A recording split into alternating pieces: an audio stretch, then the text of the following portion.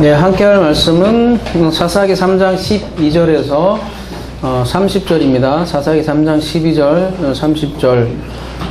제목이 그러네요, 그죠? 똥이 나오더라. 똥이 나오더라. 아유, 저 목사님 참 제목을 왜 그렇게 잡으셨어요, 이렇게. 왜 웃어요? 근데 본문에 그렇게 돼 있어요. 물론, 개역개정에 번역이 빠져 있지만, 이 중요한 표현을 왜 뺐는지는 모르겠지만 하여튼 똥이 나오더라. 제목 좀 더럽네요, 그죠? 근데 오늘 본문 내용이 그래요, 여러분. 그리고 본문이 상당히 길어요. 그리고 뚱뚱한 왕을 암살하는 그런 내용이죠, 그죠? 그래서 오늘 유머를 속된 말로 화장실 유머다. 냄새나는 유머가 가득 담겨 있고, 블랙 코미디다 이런 말도 하고 해악이라기도 하고요, 그렇죠? 그런 블랙 코미디에도 사실 복음이 담겨 있고 다양한 종류로 이제 사실 같은 얘기를 하는 거죠, 여러분, 그죠? 최근에 개봉된 기생충이라는 영화 지금 몇 명이 봤는지 모르지만 좀 상당히 인기가 있죠, 그죠? 영화 참 잘 만든 것 같아요. 영화를 보는 내내 웃죠, 그죠? 되게 좀 웃기잖아요, 영화가. 근데 끝나고 나면 씁쓸해. 시커 웃어는 않는데 굉장히 씁쓸한 내용이에요, 그죠? 우픈 얘기라고 하나요? 속된 말로, 그죠? 그래서 두세 개를 그렸죠, 기생충에서는. 그러니까 계단 위에 사는 사람들하고 그 계단 밑에 사는 사람들하고. 그래서 그 지하의 세계에 사는 종족들이 나오잖아요. 근데 이 지하의 세계에 사는 불의의 인간들이 결코 이뤄갈 수 없는 씁쓸한 현실에 대해서 얘기를 하고 있잖아요, 그죠?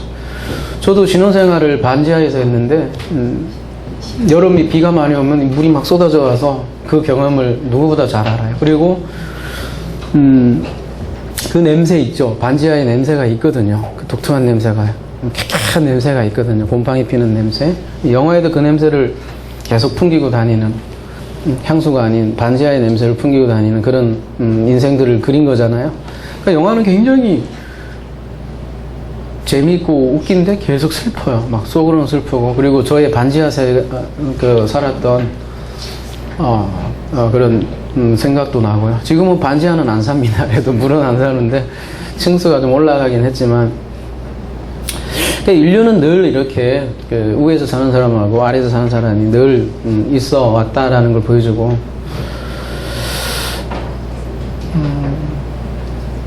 근데 오늘 스토리는 말하자면, 기생충으로 얘기하자면 그 반지하로 내려오는 이야기죠. 네. 그리스도가 위에서 난 그리스도가 반지하 세계로 내려오는, 그걸 인카네이션이라고도 하잖아요, 그죠? 우리 지하에 살고 있는 우리의 모습을 해학적으로 그려주고 있는 본문이 오늘 본문이다, 이렇게 얘기할 수 있을 것 같아요. 여러분, 지난 시간 우리 온니엘에 대해서 이렇게 살펴봤잖아요. 온니엘은 어떤 이야기가 굉장히 단축되어 있고 그냥 사사의 전형적인 사이클이라고 하잖아요. 그 전형적인 구조만 보여줄 뿐이지 자세한 이야기는 하지 않았거든요. 그런 이제 자세한 이야기를 어떤 다른 형태로 풀어주는 내용이 오늘 본문이고, 또 다음 삼갈 같은 경우는 아예 그냥 되게 짧아요. 그래서 어떨 땐 길고 어떨 땐 짧게 얘기를 하고 있는데요. 특별히 오늘 에우 스토리는 좀 해악이 담겨 있고 냄새도 좀 나고 화장실 내용도 나고 그래요. 근데 그런 내용 속에 사실 우리 자신을 고발하는 내용이고요.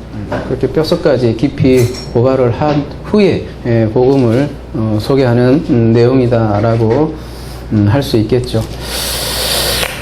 12절에 그래서 이스라엘 자손이 또라는 좀 이 단어를 여러분 주목해 볼 필요가 있을 것 같아요, 그죠? 이스라엘 자손이 또 여호와의 목전에 악을 행하니라. 이스라엘 자손이 여호와의 목전에 악을 행함으로 여호와께서 모압 왕 에글론을 강성하게 하사 그들을 대적하게 하시매. 에글론이 암몬과 아말렉 자손들을 모아 가지고 이스라엘을 쳐서 종려나무 성읍을 점령한지라. 또 또 여호와의 목전에 악을 행하다 이 표현이 여호와의 눈에 보기에 악이다 이거죠. 사람들의 눈에 보기에는 그게 선이라는 거죠. 근데 여호와의 눈에 보기에 악을 행했습니다. 이렇게 얘기를 하고 있고 계속된 이스라엘의 실패에 대해서 지금 기술을 하고 있잖아요. 그죠?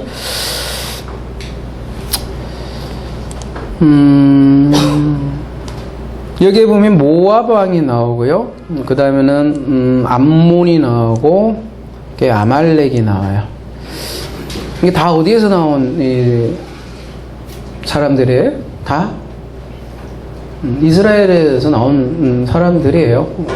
말하자면 모압과 암몬은 누구예요? 롯이죠, 롯.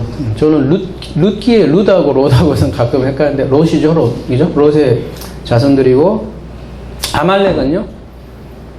에서죠, 그죠? 에서의 아들 엘리바스의 첩 딘나의 아들로 이렇게 나오죠, 그죠? 특별히 모압왕은 모압왕 발락이죠, 그죠? 발락이 발람을 뇌물을 줘서 이스라엘을 저주하게 하는 그런 사건에 등장을 하고요, 그죠? 그러니까 이 가까이 어떻게 보면 우리 가까이에 그러니까 이스라엘에서 나온 가까운 이웃들이 끊임없이 이스라엘을 괴롭히고 어떨 때는 또 우상을 섬기게 하고 그렇게 괴롭혀 왔던 민족이죠. 근데 표현이 참 그래요. 뭐 어떻게 그러냐? 여호와께서 모압과 에골론을 강성하게 하사. 다름이 아니라 여호와가 에골론을 강성하게 하사. 이렇게 독특한 표현이 나오는데요. 강성하게 하다는 게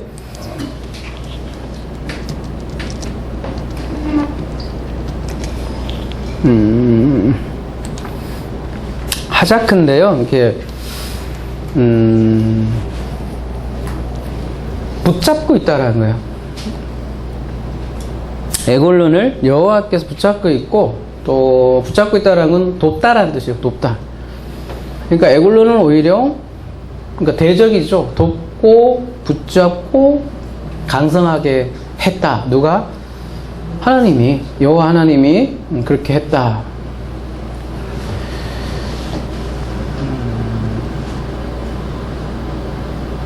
이해가 되세요, 여러분?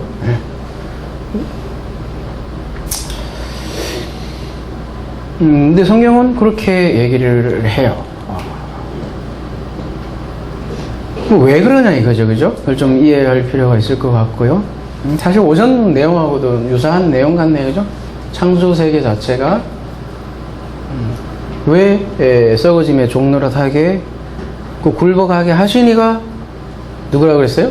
하나님이라고 그랬잖아요, 그죠? 아무튼 이 여호와가 하짝하였다, 도왔다. 그 이스라엘을 대적하는 그 사람들 오히려 도왔다. 그리고서는 이제 에골론이 어디를 점령을 하냐면 종려나무 성읍을 점령했다 이렇게 얘기를 하고 있네요. 종려나무 성읍은 여리고 성을 얘기를 하는 거거든요. 역대하나 이런 데 보면. 근데 여리고성 하면 심볼이잖아요. 대단한 심볼인데 무슨 심볼이냐면 이스라엘이 여리고성을 무너뜨리고 가나안에 입성을 한 거잖아요. 근데 지금은 거꾸로 여리고성이 점령이 됐다는 거죠. 역가나안이죠, 그죠? 그래서 뭔가 근데 그 배경에는 하나님이 계시고 뭘 가르치기 위한 이다심이라는 거죠. 뭘 가르치려고요? 근데 그 내용이 이제 이어서 나오는 건데요. 한번 볼게요. 이에 이스라엘 자손이 모압 왕 에골론을 18별 동안 섬기니라. 이스라엘 자손이 여호와께 부르짖음에 여호와께서 그들을 위하여 한 구원자를 세우셨으니 그는 곧 베냐민 사람 게라의 아들 왼손잡이 에훗이라. 이스라엘 자손이 그를 통하여 모압 왕 에골론에게 공물을 바칠 때에 지난번에는 8년이었죠, 그죠? 10년을 더해갖고 이제 18년 동안 에골론 아래에 있었고 또 이스라엘 자손이 그 고통으로 신음을 하고 부르짖은 거죠. 사실 그 신음 아래에 있는 그 자체가 배경이 보면 우상숭배와 관련이 되어 있다라고 성경은 항상 얘기하고 있고요.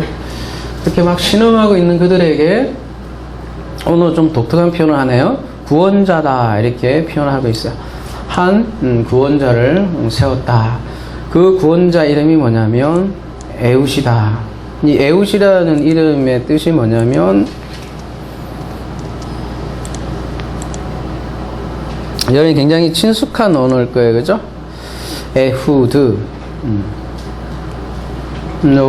바브 전치사는 이렇게 연결 접속사라 그래요. 이렇게 뭐 모음 역할도 하고. 그래서 이 바브 전치사를 빼면 원래 에하드에서 나온 말이에요. 에하드. 에하드 어디서 많이 들어봤던 거죠. 에하드. 그죠? 우리 하나 사랑할 때 에하드, 그죠? 하나라는 뜻이에요, 그죠? 그리고 베냐민 지파로 소개를 하고 있고요. 이후에 이제 왕이 나오는데, 이스라엘의 첫 번째 왕이 사울이에요. 이 사울이 나올 지파이고요. 우리가 사사기 서론회 때 다뤘듯이 베냐민 지파하고 유다 지파하고 상당히 사사기는 이렇게 비교가 되어 있고요, 그죠? 근데 어떻게 보면 이 되게 작은 지파죠, 베냐민 지파는. 근데 거기에서 구원자가 나오다라는 거죠. 오늘 표현은 이 사사란 말 대신에 구원자라는 표현을 쓰는데, 여기서 우리가 알 수 있는 것은 사사는 심판자, 재판자인데 곧 구원자이기도 한 거라는 거죠.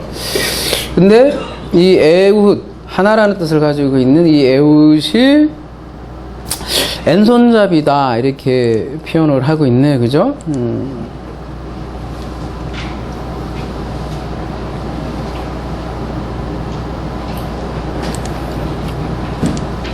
왼손잡이 이씨, 그러니까 왼손잡이 이씨 이테르 야드 예미노라고 되어 있는데요. 이 원어로 그대로 그냥 번역을 하면 오른손이 다친 남자, 오른손이 묶인 남자 이렇게 되어 있어요. 그래서 좀 불구의 느낌이 나기도 하는데, 그죠? 근데 사사기 20장 16절에 가보면 또 거기도 왼손잡이가 또 나오거든요. 똑같은 표현, 지금같이 오른손이 다친 자로 표현하고 있는데, 여기서는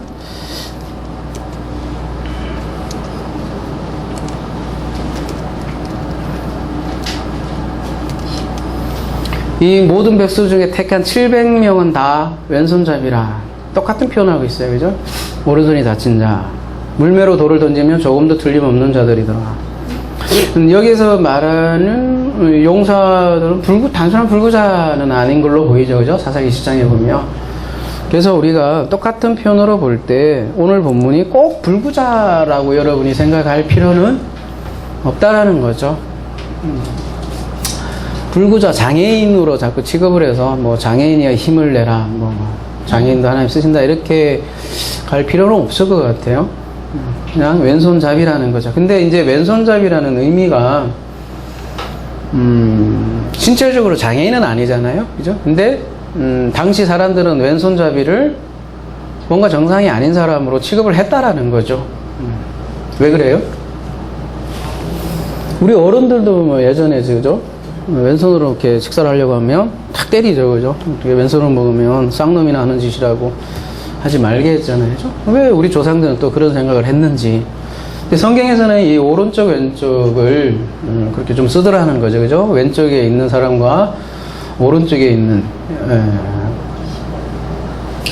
우편에 앉아 있다 이렇게 얘기하죠. 왼편에 있다 앉아 있다 이렇게 얘기하지 않고요, 그죠?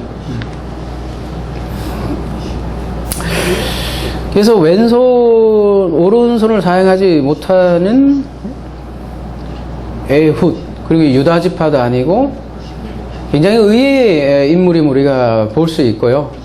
여러분, 베냐민이라는 뜻 자체가 오른손의 아들이잖아요, 그죠? 오른손의 아들인 베냐민에서 왼손의 사사가 구원자로 사용된다. 그러니까 왼손은 분명히 좋은 이미지는 아니란 말이죠. 그리고 지파도 그렇게 좋은 지파로 보이지 않는 뭔가의 뭐라고 해야 되나, 의외의 인물이라고 해야 되나요, 그죠?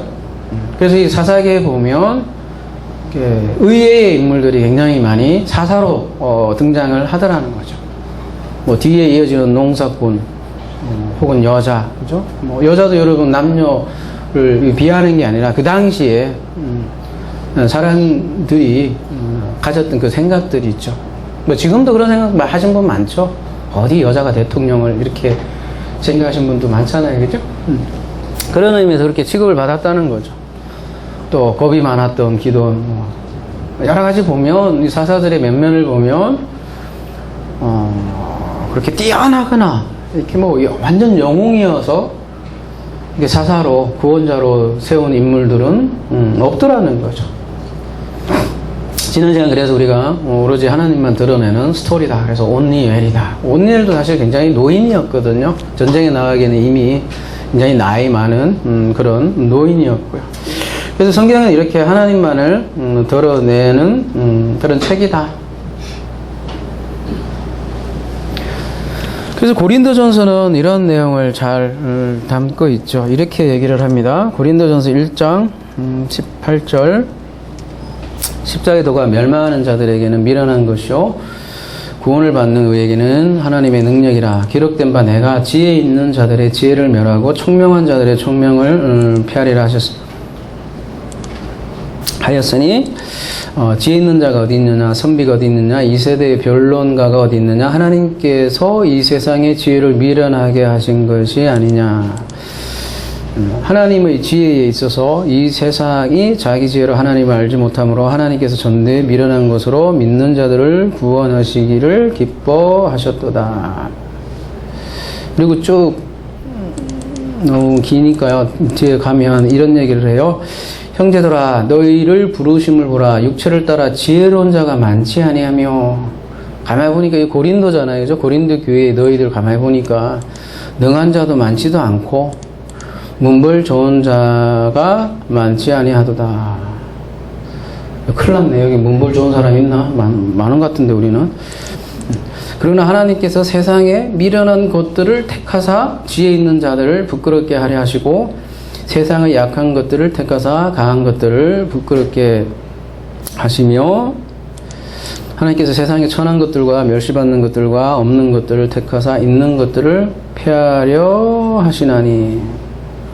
마지막에 그래서 이는 아무 육체도 하나님 앞에서 자랑하지 못하게 하려 하심이라. 그래서 이 사사의 이 주인공들을 보면 다 그래요. 다 보면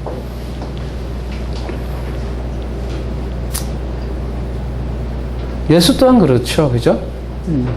뭐 신장 180 얼마의 푸른 눈으로 그죠? 브론즈 색깔의 그 염색한 머리칼로 이해하고 계신지는 모르지만 그죠? 성경에서는 굉장히 천한 그리고 연약하고 멸시받는 모습으로 보냈다고 하죠. 모노게네스라고 하죠, 그죠? 근데 그 하나의 뜻을 가지고 있는 그 모노게네스인데 에하드 하나의 뜻을 가지고 있는 에훗도 마찬가지고요. 여러분이 잘 아시는 이사야 53장에 보면 우리가 전한 것을 누가 믿었느냐, 여호와의 팔이 누구에게 나타났느냐 1절이죠. 그는 주 앞에서 자라나기를 연한 순 같고 마른 땅에서 난 뿌리 같아서 고운 모양도 없고 풍채도 없은즉 우리가 보기에 흠모할 만한 것이 없도다. 그렇게 흠모할 만한 것이 없어요. 그는 멸시를 받아 사람들에게 버림받았으며 강구를 많이 겪었으며 질고를 하는 자라. 이게 원래 메시아에 대해서 얘기를 한 거라는 거죠, 그죠? 그리고 누가복음에 가보면 실제로 멸시를 받는 모습이 십자가에서 나오죠. 막 조롱하죠. 백성이 서서 구경하되 관리들은 비웃어 이르되 저가 남을 구원하였으니 만일 하나님이 택하신 자 그리스도면 자신도 구원일 자라고.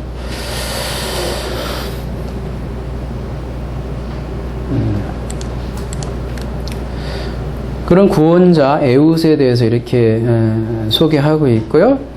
그가 공물을 바칠 때 조공이죠, 조공, 그죠? 일종의. 때 16절 에웃이 길이가 한 규빗 되는 좌우에 날선 칼을 만들고 그의 오른쪽 허벅지 옷속에 차고. 허벅지 옷속이면 여러분 한 규빗이면 45cm면 그 칼을 45cm를 집어넣으면 걸을 수 있을까요? 이 당시 사람들이 키가 그렇게 클 것 같지도 않은데 딱 저만했을 것 같은데 상당히 좀 커 보여요. 한 규빗이면, 그죠? 그래서 규빗이라기보다는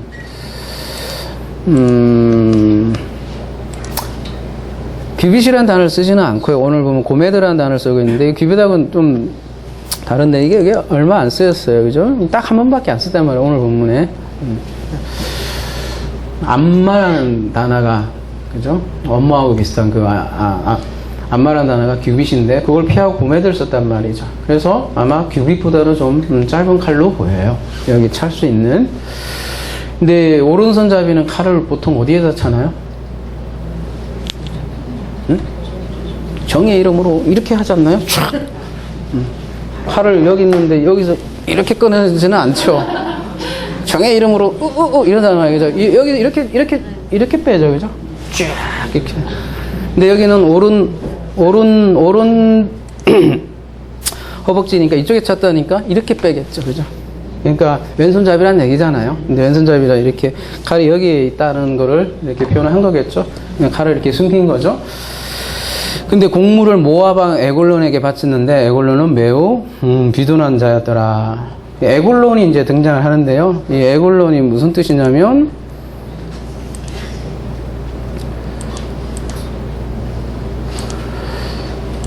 여기 이렇게 나오나요? 나오네. 송아지라고 돼 있는데 젊은 소를 얘기하는 게 젊은 소. 근데 이 젊은 소가 어때요? 통통해. 젊은 한 소가 통통하고 뚱뚱한 거예요. 살찐 소예요. 살찐 소 말하자면. 그죠? 비둔하더라 이렇게 표현되어 있는 발이라고 돼 있는데, 그죠? 이 단어가 원래 어디다 쓰이냐면 살찐 소나 양에 이게 주로 쓰이는 거예요. 그러니까 나중에 이제 본문에 보면 이 칼을 복부에다 팍 찔렀어요. 그랬더니 기름기가 그냥 얼마나 넘치는지 칼이 그냥 엉겨 붙었다는 표현이 나오잖아요. 그죠? 근데 이 발이라는 단어는 짐승에게 원래 쓰이는 단어인데 특별히 재물에 바쳐진 짐승 있죠? 기름지다, 좋은 기름진 짐승하다 할 때 쓰인 단어가 발이에요. 발이. 근데 이 공물을 바친다라고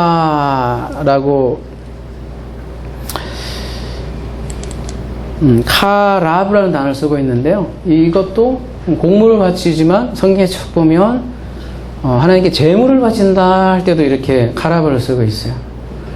야, 그러니까 그 자리에 지금 살찐소가 뭔가 대신해 있고, 그죠? 이스라엘의 성림을 받고 조공을 받고 받고 있는 거 아니에요, 그죠? 그런 뭐라게 해야 되나요? 어떤 형상을 나타내는 인물이 에글론이라 이렇게 얘기할 수 있죠. 우상숭배예요. 우상숭배 화신이라고 해야 되나요? 그런 인물로 표현하고 있는데, 에훗이 공물 바치기를 마친 후에 이제 자기 공적인 일을 다 마치고 나서, 그죠? 공물을 메고 온 자들을 보내고 이제 다 보내고 났어요. 자기는 길갈 근처 돌 뜨는 곳에서부터 돌아와서 이르되 왕이여 내가 은밀한 일을 왕에게 아뢰려 하나이다 하니 왕이 명령하여 조용히 하라 하며 모셔선 자들이 다 물러간지라. 우상숭배하고도 관련이 있다라고 하는 이 표현이 다름이 아니라 돌 뜨는 곳이라는 표현이 두 번이나 26절에도 나오거든요. 알 수 있는데요. 이 돌 뜨는 곳으로 이렇게 번역이 되어 있는데요. 이걸 펫셀이고요. 저기 복수로 되어 있으니까 펫셀임이라고 되어 있는데요. 원래 이 펫셀은 색이다라는 거예요. 원래 우상이라는 게 색에서 조각낸 거잖아요. 그죠? 색이다라는 뜻에서 나온 거예요. 그러니까 돌 뜨는 곳 하면 뭔가 이렇게 돌이 있고요. 그죠? 돌에다가 뭐 이렇게 우상을 이렇게 만들고 새기고 깎아서 만들어 놓은 어떤 곳이라는 거 우리가 알 수 있고요. 그게 어디냐면 지금 길갈로 표현을 하고 있다란 말이에요. 그죠? 여러분, 길갈이 어떤 곳입니까? 우리 사사기 초대에도 배웠지만, 길갈은 이스라엘이 가나안에 들어가서, 그죠? 어떻게 보면 베이스 캠프고, 거기에 여호와를 기념하는 돌무더기가 있었고, 언약의 장소였단 말이에요. 그죠? 근데, 모압 사람의 우상으로 지금 에훗 시대는 가득 차 있더라는 거죠. 그래서 우상의 돌이죠. 언약의 장소에 우상의 돌이 지금 잔뜩 세워져 있고, 예배 중심지였는데, 이제 이방의 신들로 다 세워져 있더라는 거죠. 그거 이제 보여주는, 편이라고 할 수 있고요. 지난 시간에 우리 구산 리사담이라는 인물이 나왔잖아요. 두 배로 나쁜 놈, 두 배로 나쁜 왕이라는 뜻인데, 오늘은 두 배로 뚱뚱한 에골론이 이렇게 등장하는데, 둘 다 말하자면 세상 임금을 상징을 하죠.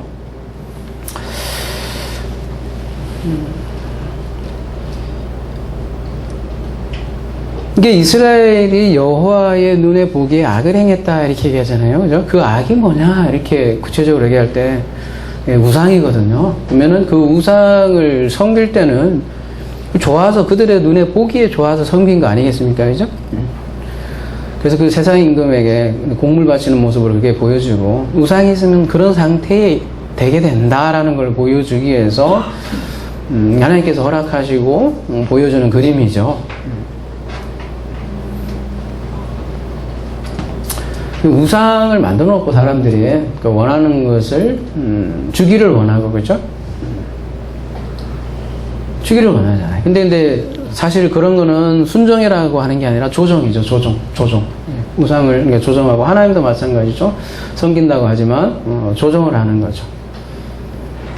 그 예배도 그 자기가 갖길 바라는 무언가를 얻기 위한 수단이 되어버리고요. 그러니까 하나님께 뭘 하면, 제가 하나님이라고 표현했는데, 뭐 성경에서는 이제 신들이라고 표현하고 그죠? 신이라고 해도 신을 위해서 뭔가를 해주면 뭔가 복을 얻을 것이다. 그런 생각들을 하는 것들이 전부 다 우상이라는 거죠. 우상. 그래서 하나님께 뭔가 선물을 주면 그게 이제 재물 아니에요, 그죠? 뭔가 더 큰 선물을 줄 것이다 이렇게 생각하면서 생각하는 거죠. 인과관계죠, 일종의, 그죠? 이런 일을 하면 하나님이 이런 선물 줄 거다. 그런 생각들 모든 것들이 다 우상의 산물이고, 돌 뜨는 곳, 거기서 이루어지는 일이죠. 그렇게 섬기는 하나님, 심지어 하나님이라고 생각을 하지만 사실은 하나님이 아니라 세상 임금이다. 세상 임금은 다른 말로 하면 마귀다. 이렇게 얘기를 하는 거죠. 근데 이 에훗이 그래서 이 벳셀림으로부터 돌아와서 이르되 왕이여 이렇게 얘기하잖아요. 돌아오다 할 때 슈브라는 단어를 쓰고 있는데요. 되돌아오다 이런 표현도 있지만 회개하다라는 표현이 담겨 있는 그런 표현이에요. 그러니까 지금 에훗의 이렇게 행동, 그러니까 보여주는 거는 그 우상과 뭔가 그 우상에 뭔가 이렇게 지금 반대하는 뭔가를 얘기하려고 이런 표현들을 하는 거고요. 여기에 이제 왕에게, 은밀한 일을 왕에게 아뢰려 하나이다. 이렇게 얘기를 하니까 그 은밀한 일을 그 왕은 뭐라고 생각을 했겠습니까? 이것이 돌 뜨는, 그러니까 우상, 그 신전의 개념으로 있다면 옛날에 왕들은 어떤 신탁이라는 걸 믿은 거죠. 여러분 어디 점쟁이한테 찾아가요, 그죠? 점쟁이가 너는 이렇게 될 것이다 하면 그게 어떤 신탁으로 개념으로 해서 그걸 믿잖아요. 마찬가지로 왕이 당신에게 은밀한 일을 얘기하겠습니다 하니까 여기 배경이 길가같이 돌 뜨는 것이니까 신탁을 이렇게, 그러니까 뭔가 자기에게 신이 준 계시를 기다리고 있는 거겠죠. 이 에굴론이.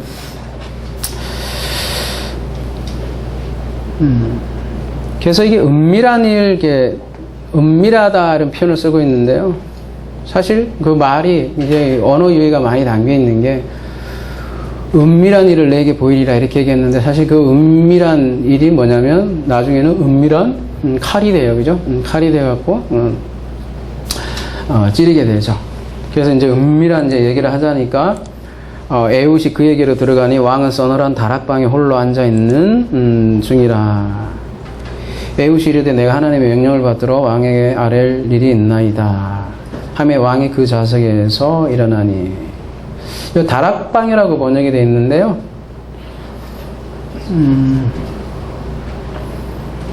여러분 시골에 있을 때 다 다락방 있잖아요. 근데 그 다락방 되게 좁죠. 되게 천정도 얕고, 그죠?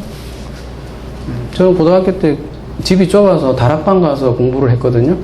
되게 얕아요. 그래갖고 이런 조명이 이렇게 되게 얕은 데서 이렇게 앉았다 보니까 눈이 지금 안 좋은 게 그때 다 안 좋아졌어요. 그래가지고 되게 좁은 공간이에요. 말하자면 바람도 하나도 안 통하고. 근데 여기서 말하는 다락방은 그런 다락방이 아니라 그러니까 알리아라고 되어 있는 그 원어가 그렇게 되어 있는 보통 좀 2층에 있는 시원하고 바람 잘 통하고 굉장히 넓어요. 휴식을 취하는 곳. 이런 마가의 다락방 뭐 그런 얘기 나오잖아요. 이게 조만한 공간이 아니고 큰 공기가 잘 통하는 그런 곳인데 지금 왕이 다락방에 있다라는 거는 그런 장소에 있다라는 거는 어떤 휴식을 취하고 있는 그걸 뭐라고 해야 합니까? 보통 공식적인 접견실이 왕에게는 있을 거고요. 그런 공간 말고 개인이 어떤 휴식을 하고 있는 개인 공간을 얘기하는 거죠. 거기까지 이렇게 에웃을 이렇게 불러들였다는 거는 그만큼 이제 다른 사람은 들을 수 없고 굉장히 은밀한 얘기를 할 수 있는 그런 공간이겠죠. 그죠? 근데 여기서 뭐 하나님의 명령을 받들어 이렇게 번역이 되어 있는데요. 명령이라고 되어 있는데요. 이게 원어에 가보면 전부 다 다발어로 되어 있어요. 이게 시간 관계에서 안 갈게요.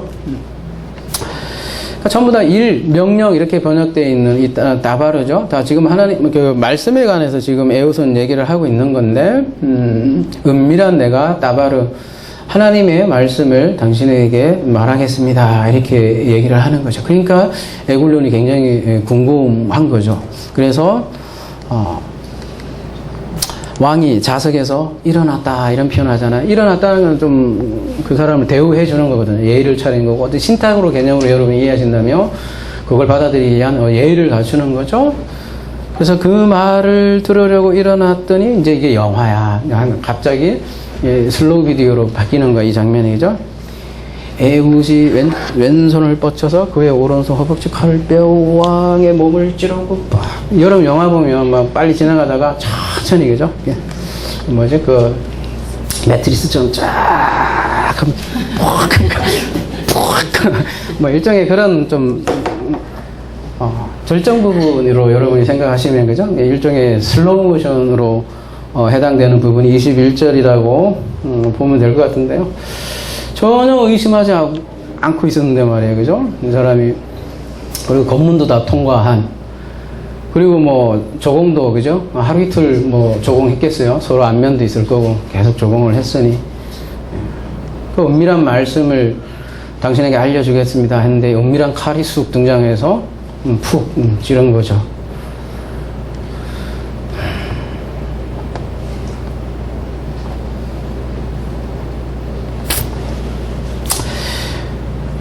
근데 제가 계속 말씀드리지만 사사기는 영웅 스토리가 아니다. 그죠? 어떻게 한 사람이 뭐 장애인이 그것도 어떤 왕을 죽였다. 와, 그런 뭐 어벤져스 얘기가 아니라고 했잖아요. 그럼 무슨 얘기냐? 복음이라면 복음 얘기는 과연 뭐냐? 지금 이게 굉장히 비주류에서 나온 인물이고, 그죠? 왼손이고 또 세상 임금으로 보여주는 이 에굴론. 왼손잡이 해방자를 통한 세상 임금의 죽음. 이제 그림이 나오죠, 그죠? 너무 똑같잖아요.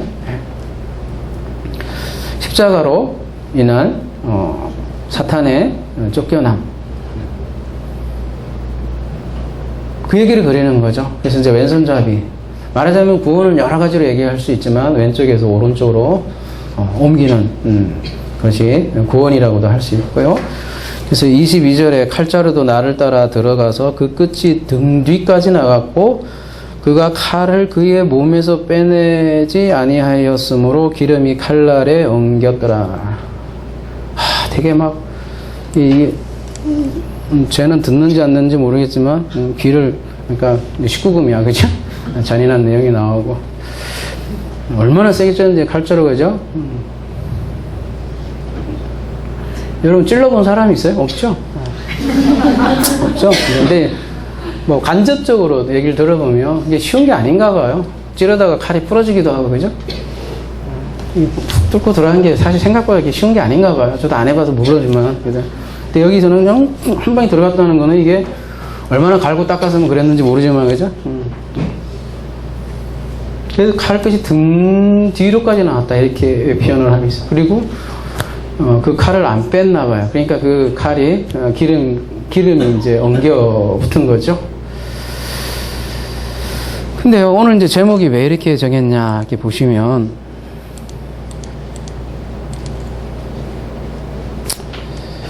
등 뒤까지 그 끝이 나갔고 이렇게 표현이 되어 있는데요. 이 파르쉐돈이라고 되어 있는데 불결물 오물이에요. 그러니까 야자는 나왔다는 얘기예요. 그러니까 등 뒤까지 나왔다라는 게 아니라 뭐가 나왔냐면 똥이 나왔다는 얘기예요. 아, 이거 뭐 똥 하니까 여러분 굉장히 원초적인 언어 같은데,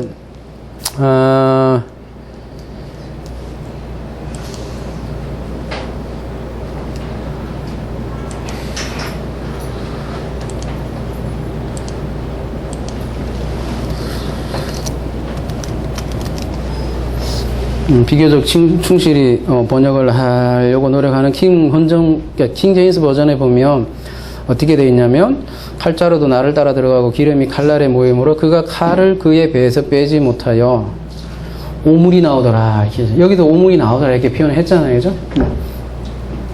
그러니까 이것도 굉장히 얌전한 번역이죠. 오물이 나왔다. 이 오물이 뭐예요? 그죠? 배설물이 뭐예요? 원래 똥이에요. 그죠?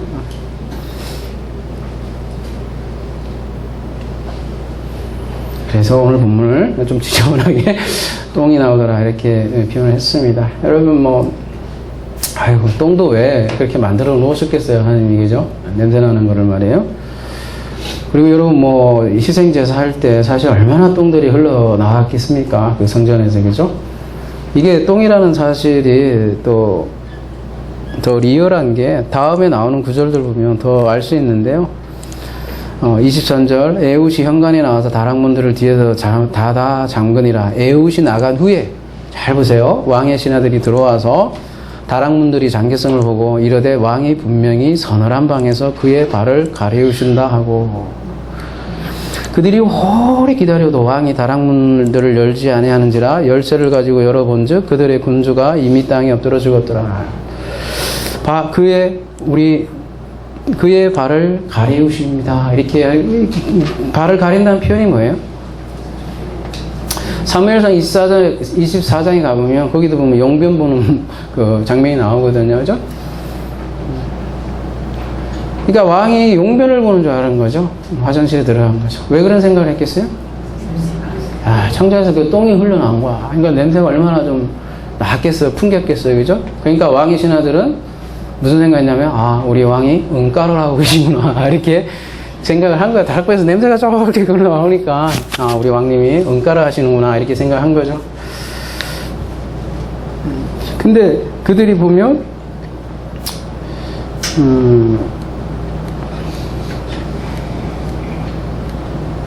그들이 오래 기다려도 왕이 다락문을 열지 아니하지라. 이렇게 표현이 되어 있는데요. 원문에 보면, 이렇게 되죠. 그들은 부끄러움을 느낄 때까지 기다렸다. 이렇게 표현이 나와요. 원문에 보면. 민망할 만큼 시간이 길어졌다. 이거예요. 무슨 얘기예요? 왕이 변비에 걸린 것까. 되게 오래 응가를 하시는 거야. 그래갖고, 그걸 기다린 거죠. 굉장히 민망할 정도로 기다렸는데도 이게 끝나지 않으니까 이제 들어가 본 거죠. 그랬더니, 그들이 섬기는 군주가, 아도나이로 이렇게 번역되어 있는 군주가 죽어 있더라는 거죠. 그 사이에 에훗이 도망갈 수 있었던 거죠. 냄새가 많이 나는 장면이죠. 그죠? 그래서 이게 화장실 유머라고 하는 거예요. 원래 똥 얘기하면 사람들이 되게 좋아해요. 되게 귀여워.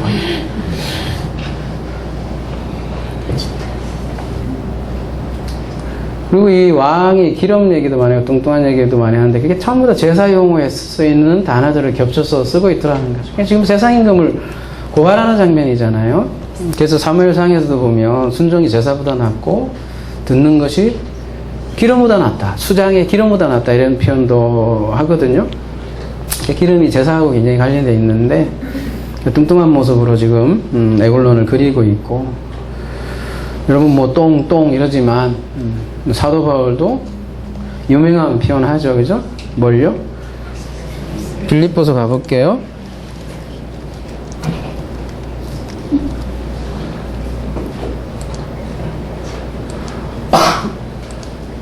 킹 좀 같이 해볼까? 거기 혹시 똥으로 했나 모르겠네. 아, 역시 고상하신 분들이라 뭐 하긴. 또한 모든 것을 해로 여기면 내 주 그리스도 예수를 아는 짓이 가장 고상했다. 내가 그를 위하여 모든 것을 잃어버리고 나머지는 똥으로 여기면 그리스도를 얻고. 배설물이죠. 그죠?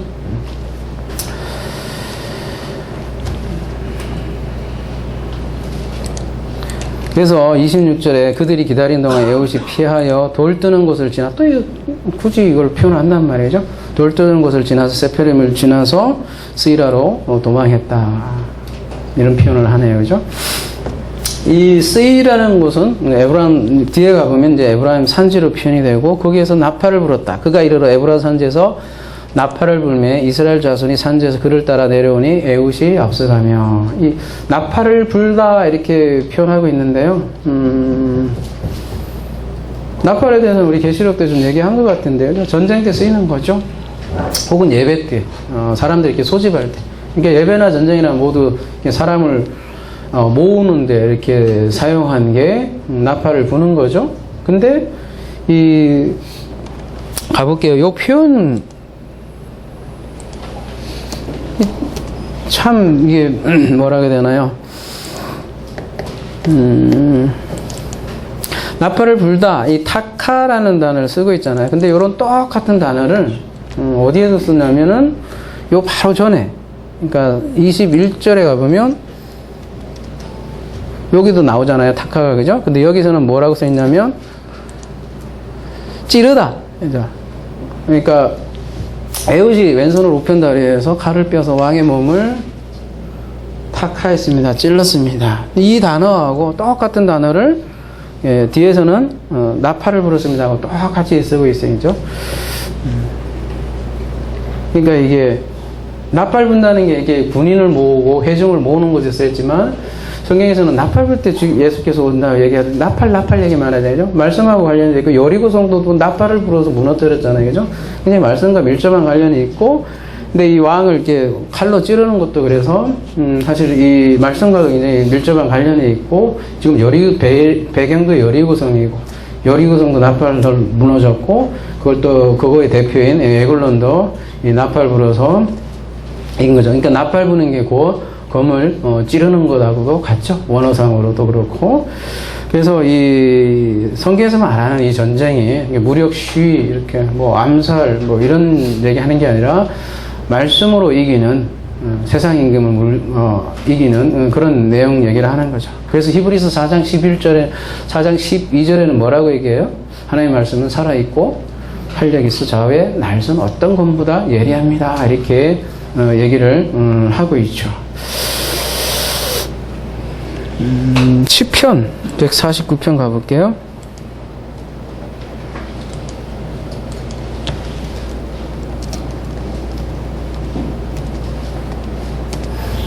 그들의 입에는 하나님에 대한 찬양이 있고 그들의 손에는 두 날 가진 칼이 있도다. 이것으로 문나라에 보수하며 민족들을 벌하며 그들의 왕들은 사슬로 그들의 귀인은 철거랑으로 결박을 하고 기록한 판결대로 그들에게 시행할지로다. 이런 영광은 그의 모든 성도에게 있도다. 할렐루야. 이렇게 하는데 성도에게는 칼이 있더라. 찬양이 있는데 그 손에는 칼도 있더라.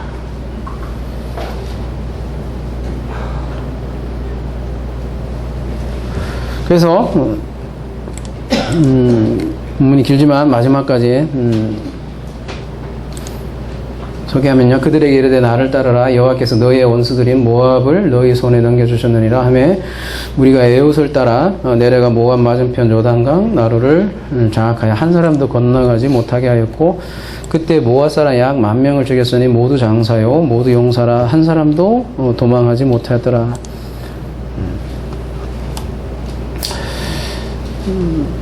여기 용사라고 번역이 되어 있는데요. 이 용사가 문에 보면 가볼까요? 이것도 언어 유희인데요. 말하자면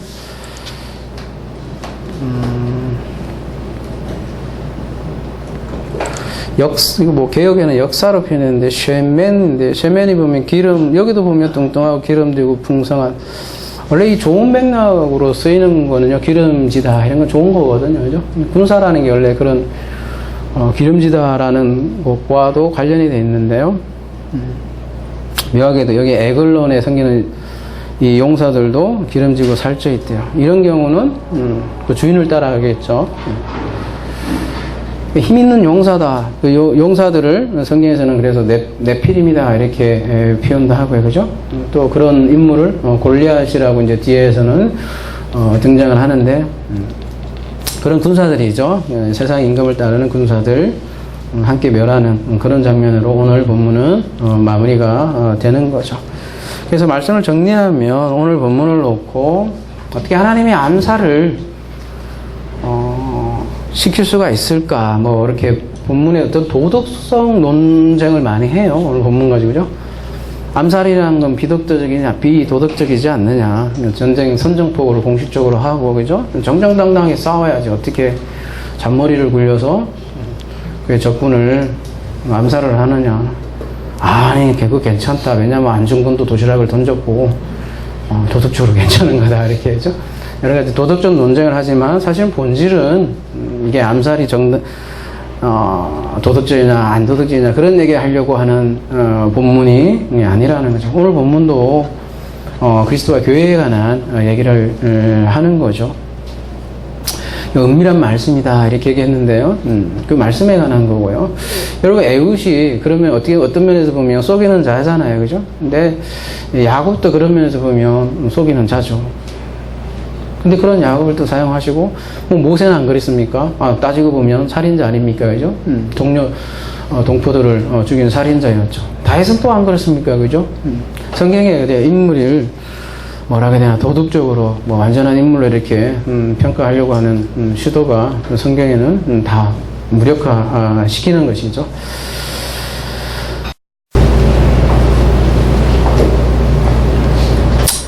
그러니까 이 똥 얘기가 참 많이 나오는데요, 그죠? 왼손잡이죠, 에웃이. 하나라는 뜻을 가지고 있는 이 왼손잡이. 그래서 오늘 본문은 그래서 장애인이지만 꿈을 가져라 그런 내용도 아니고요.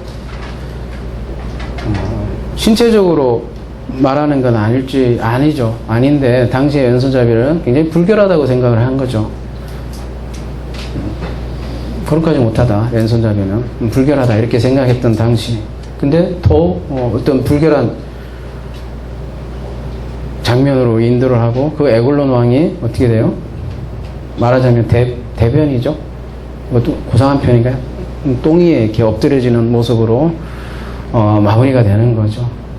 그러니까 어떻게 보면 유능한 사람인데 세상적으로 볼 때는요, 기름지고 그런 사람이 무능한, 말하자면 불결하고 생각하는 사람한테 엎드러지는 거죠.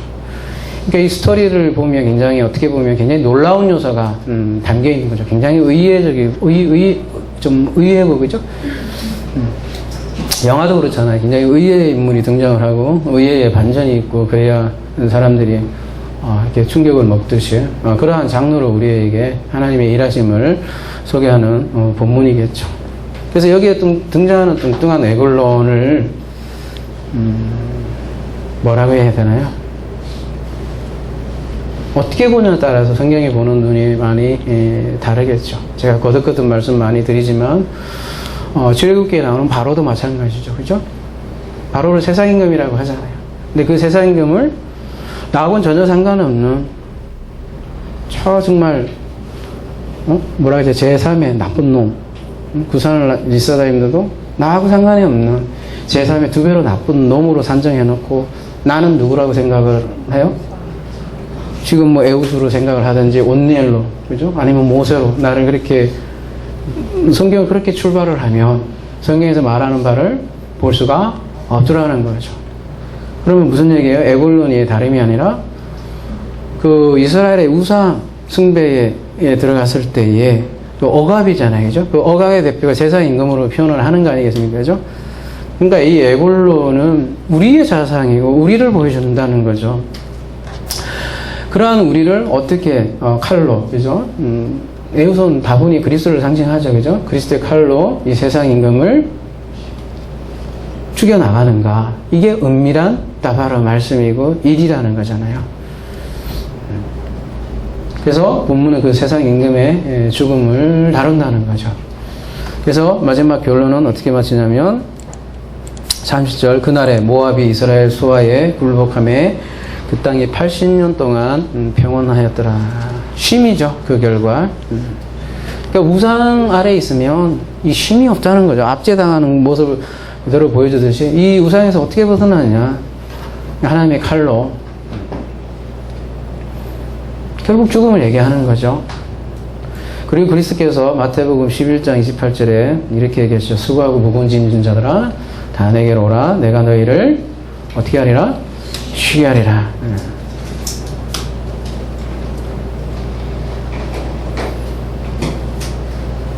되게 멸시받는 자로 오셨죠. 그리스도가. 흠모할 만한 모양도 없는, 오늘 본문으로 얘기하면 에훗의 모습이죠. 왼손잡이의 모습으로. 이거 에훗, 하나라는 뜻을 가지고 있는데요. 신약에서는 모노게네스다 이렇게 얘기를 하고 있고요. 그러한 그리스도의 초대죠. 그래서 그리스도의 초대는 뭐예요? 수고하고 무거운 짐 자들아 다 내게로 오라. 그리스도 안에 평안이 있다라는 거죠. 그래서 우리를 향한 하나님의 일하심이고, 왜 하나님이 그러한 대적을 붙잡고 도와줬냐 이거죠. 우리 인생도 마찬가지죠. 오늘 로마서와 내용도 와도 같죠. 왜 우리를 인생이 이렇게 고난으로 가득 차 있고, 심지어 모든 창조 세계도 함께 고통하고 신음하고 있는가? 결국은 뭘 위해서요? 해산의 고통이라 했잖아요. 아들을 낳을 때 그 모든 수고와 고통은 쉼으로 바뀌고, 죄 대신 화관이 주어지고, 슬픔이 나중에 기쁨으로 합력하여 그러니까 하나님의 선을 이루는 하나님의 지혜인 것이죠. 그래서 이게 성경은 모두 하나님을 시작해서 하나님으로 끝나는 그런 내용을 때로는 오늘같이 이렇게 화장실 희극으로도 보여주기도 하고요. 그죠? 다음 주는 굉장히 또 짧은 또 스토리로도 얘기를 한다는 거죠. 아무쪼록 이 그리스도 안에 참 평안이 있습니다. 그리고 그 참 평안을 위해서 일하시는 그 하나님, 이 역사 가운데서도 우리에게 얘기를 하고, 우리 창조 세계 가운데서도 늘 얘기를 하고, 그러한 하나님의 영광을 해와 달과 별은 날마다 찬양을 하고 있고, 그래서 그러한 생명으로 숨쉬는 자들은 그와 함께 찬양을 하고, 그 찬양 속에서 물론 삶의 현장은 굉장히 어렵지만 그 가운데서도 감사가 넘치고 하나님의 평안의 찬송을 할 수 있다는 거죠. 이런 평안이 우리 하나사랑과 함께 하기를 기도합니다.